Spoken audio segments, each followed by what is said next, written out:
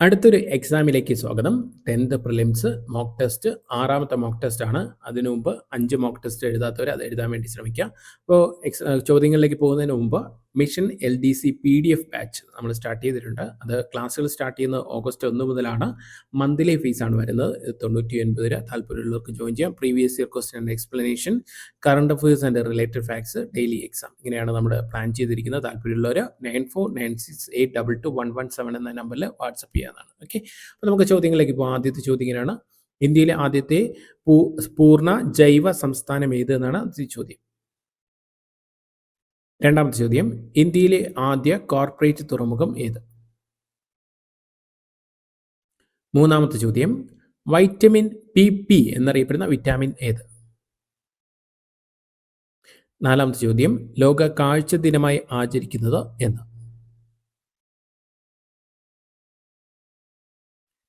അഞ്ചാമത്തെ ചോദ്യം: ദുവാരൻ താപവൈദ്യുത നിലയം ഏത് സംസ്ഥാനത്താണ് സ്ഥിതി ചെയ്യുന്നത്? ആറാമത്തെ ചോദ്യം: ചുവടെ പറയുന്നതിൽ ഏതാണ് കവനാർ നദിയുടെ തീരത്ത് സ്ഥിതി ചെയ്യുന്നത്? ഏഴാമത്തെ ചോദ്യം: ജാലിയൻ വാലാബാഗ് കൂട്ടക്കൊലയെ പ്രതിഷേധിച്ചുകൊണ്ട് ഗാന്ധിജി സത്യാഗ്രഹം അനുഷ്ഠിച്ചത് എവിടെയാണ്? എട്ടാമത്തെ ചോദ്യം: കേരളം സമ്പൂർണ്ണ പ്രാഥമിക വിദ്യാഭ്യാസം നേടിയ സംസ്ഥാനമായി പ്രഖ്യാപിച്ച വർഷമെന്ന്? ഒൻപതാമത്തെ ചോദ്യം: ബ്രൈൻ എന്നറിയപ്പെടുന്ന ഏത് ലായനിയാണ്?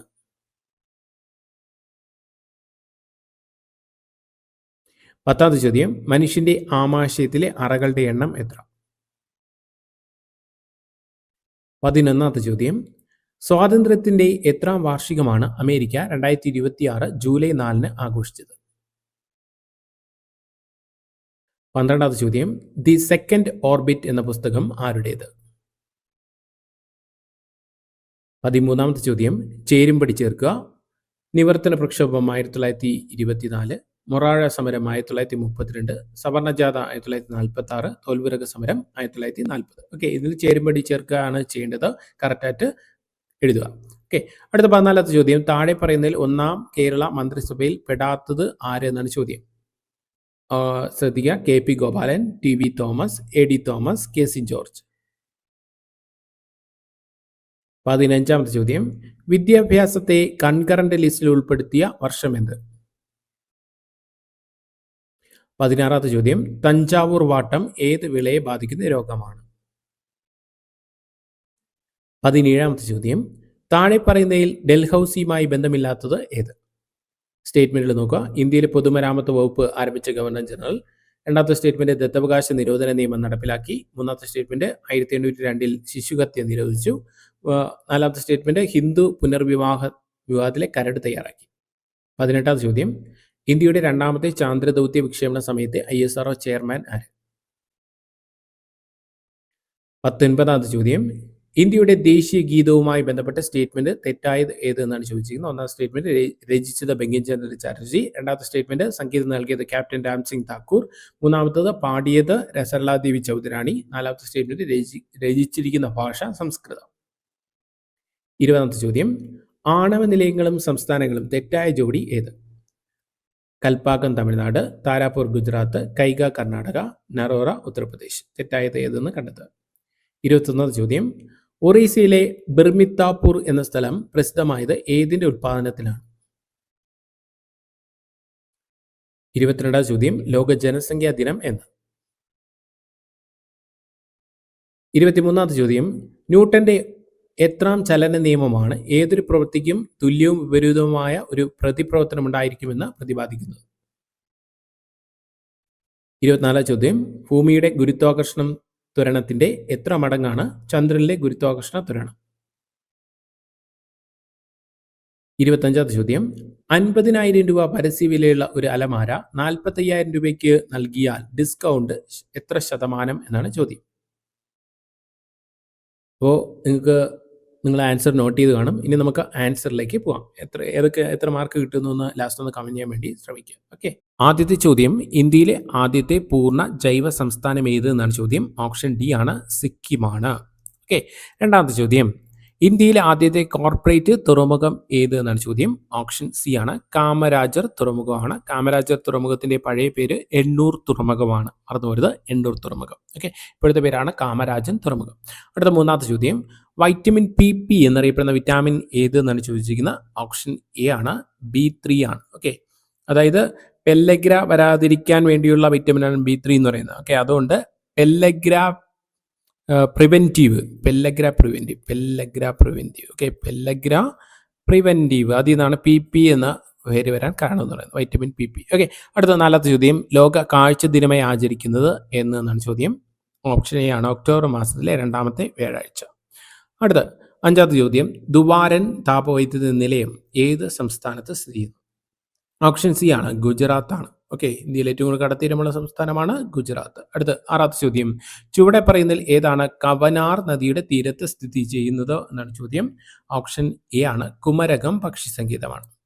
ഏഴാമത്തെ ചോദ്യം, ജാലിയൻ വാലാബാഗ് കൂട്ടക്കൊലയെ പ്രതിഷേധിച്ചുകൊണ്ട് ഗാന്ധിജി സത്യാഗ്രഹം അനുഷ്ഠിച്ചത് എവിടെയാണെന്നാണ് ചോദ്യം. ഓപ്ഷൻ ഡി ആണ് ഡൽഹിയിലാണ്. എട്ടാമത്തെ ചോദ്യം, കേരളം സമ്പൂർണ്ണ പ്രാഥമിക വിദ്യാഭ്യാസം നേടിയ സംസ്ഥാനമായി പ്രഖ്യാപിച്ച വർഷം എന്നതാണ്. ഓപ്ഷൻ എ ആണ് 2016. ഓക്കെ, അടുത്ത ഒൻപതാമത്തെ ചോദ്യം, ബ്രൈൻ എന്നറിയപ്പെടുന്ന ഏത് ലായനിയാണ് എന്നാണ് ചോദിക്കുന്നത്. ഓപ്ഷൻ സി ആണ് സോഡിയം ക്ലോറൈഡ് ലായനിയാണ് ബ്രൈൻ എന്ന് പറയുന്നത്. ഓക്കെ, അടുത്ത പത്താമത്തെ ചോദ്യം, മനുഷ്യന്റെ ആമാശയത്തിലെ അറകളുടെ എണ്ണം എത്ര എന്നാണ് ചോദ്യം. ഓപ്ഷൻ ഡി ആണ് 1. അടുത്ത 11ാമത്തെ ചോദ്യം, അമേരിക്ക സ്വാതന്ത്ര്യത്തിന്റെ എത്രാം വാർഷികമാണ് അമേരിക്ക 2026 ജൂലൈ 4 ആഘോഷിച്ചത് എന്നാണ് ചോദ്യം. ഓപ്ഷൻ ബി ആണ് ഉത്തരം 250. ഓക്കെ, അമേരിക്ക സ്വാതന്ത്ര്യ വർഷം എന്ന 1776 ജൂലൈ 4 ഓക്കെ, ജൂലൈ 4 അമേരിക്കൻ സ്വാതന്ത്ര്യ ദിനം എന്ന് പറയുന്നത്. ജൂലൈ 4. ക്ലിയർ, 1776. ക്ലിയർ. ഓക്കെ, അടുത്ത ദി സെക്കൻഡ് ഓർബിറ്റ് എന്ന പുസ്തകം ആരുടേത് എന്നാണ് ചോദ്യം. ഓപ്ഷൻ സി ആണ് ശുഭാംശു ശുക്ലയുടെയാണ് ദി സെക്കൻഡ് ഓർബിറ്റ്. 13ാമത്തെ ചോദ്യം ശ്രദ്ധിക്കുക, ചേരുംപടി ചേർക്കുക എന്നാണ്.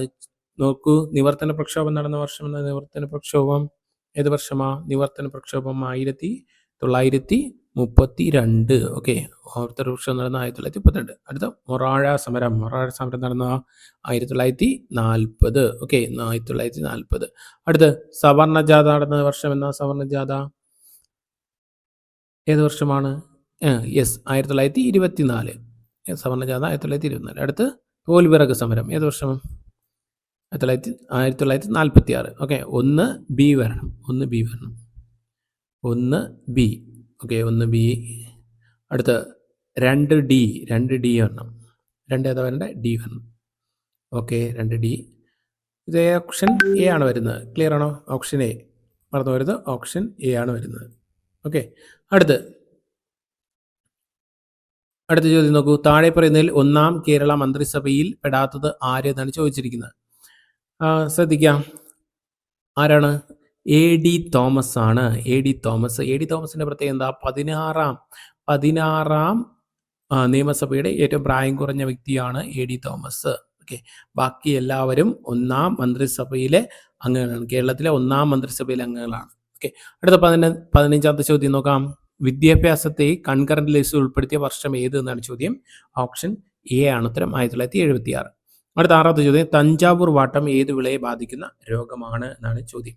ഓപ്ഷൻ ബി ആണ് ഉത്തരം തെങ്ങിനെ ബാധിക്കുന്നത്. ഓക്കെ, LGSന് മുമ്പ് ഒരു ചോദ്യം ചോദിച്ചിരുന്നു, ഒരു മാസം ഒരു എത്ര ഓല ഉണ്ടാവുമെന്ന് ചോദിച്ചു. ഒരു മാസം ഒരു തെങ്ങിൽ എത്ര ഓലയുണ്ടോ? ഒരു ഓലയാണ് കേട്ടോ, ചോദിച്ചിട്ടുള്ള ചോദ്യമാണ്. അടുത്ത 17ാമത്തെ ചോദ്യം, താഴെ പറയുന്നത് ഡൽഹൌസിയുമായി ബന്ധമില്ലാത്തത് ഏത് എന്നാണ് ചോദിച്ചിരിക്കുന്നത്. ഡൽഹൌസിയുമായി ബന്ധമില്ലാത്തത് ഏതാണ് ഡൽഹൌസിയുമായി ബന്ധമില്ലാത്തത്? ഓപ്ഷൻ സി ആണ് 1802 ശിശുഹത്യ നിരോധിച്ചു എന്ന് പറയുന്നത് ഡൽഹൌസി അല്ല. ആരാണ് ശിശുഹത്യ നിരോധിച്ചത്? റിച്ചാർഡ് വെല്ലസ്ലി ആണ്. Okay, Richard Wellesley. ബാക്കിയെല്ലാം ഡൽഹൌസിയുമായി ബന്ധപ്പെട്ട വിവരങ്ങളാണ്. അടുത്ത ഇന്ത്യയുടെ 2ാമത്തെ ചന്ദ്രദൗത്യം വിക്ഷേപണ സമയത്ത് ISRO ചെയർമാൻ ആര് എന്നാണ് ചോദിച്ചിരിക്കുന്നത്. ഓപ്ഷൻ സി ആണ് K ശിവൻ. റോക്കറ്റ് മാൻ എന്നറിയപ്പെടുന്ന K ശിവൻ. ഓക്കെ, ഇപ്പൊ നിലവിലെ ചെയർമാനാണ് V നാരായണൻ. വി നാരായണൻ എന്ന് ഓർത്ത് വയ്ക്കുക. നിലവിലെ ചെയർമാൻ V നാരായണൻ, മറന്നു പോകരുത്. ഓക്കെ, അടുത്ത 19ാമത്തെ ചോദ്യം, ഇന്ത്യയുടെ ദേശീയ ഗീതവുമായി ബന്ധപ്പെട്ട സ്റ്റേറ്റ്മെന്റ് തെറ്റായത് ഏത് എന്ന് ചോദിച്ചിരിക്കുന്ന. രചിച്ചത് ബങ്കിം ചന്ദ്ര ചാറ്റർജി. അത് ശരിയായ സ്റ്റേറ്റ്മെന്റ് ആണ്. ഓക്കെ, സംഗീതം നൽകിയത് ആരാണ്? ക്യാപ്റ്റൻ ഡാൻസിങ് താക്കൂർ അല്ല. ആരാണ്? ജാദുനാഥ് ഭട്ടാചാര്യയാണ്. ഓക്കെ.